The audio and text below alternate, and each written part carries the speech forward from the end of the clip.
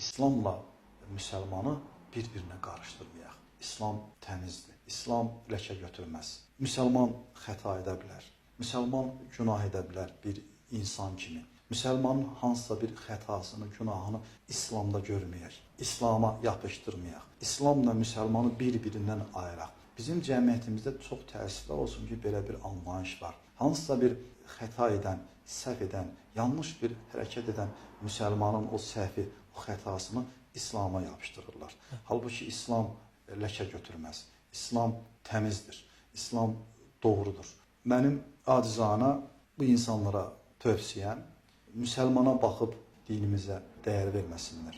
Birbaşa İslamı oxumağa çalışsınlar. Birbaşa Peyğəmbərimizin həyatını oxumağa çalışsınlar. Əks halda şəxsiyyətlərə baxıb dini dəyərləndirəriksə, biraz əvvəl bəhs etdiyim bu xətaya düşərik.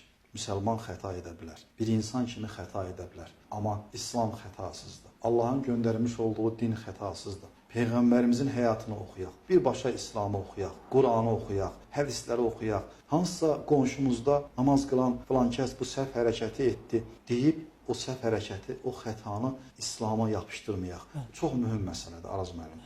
Çox təəssüflər olsun ki, doğrudur, insanlar belə bir söz var, şəxsiyyətə heyrandır. Şəxslərə baxırlar əsasən. Bugün namaza başlayanların da böyük əksəriyyəti birbaşa İslamın dini oxuyub namaza başlamayıblar.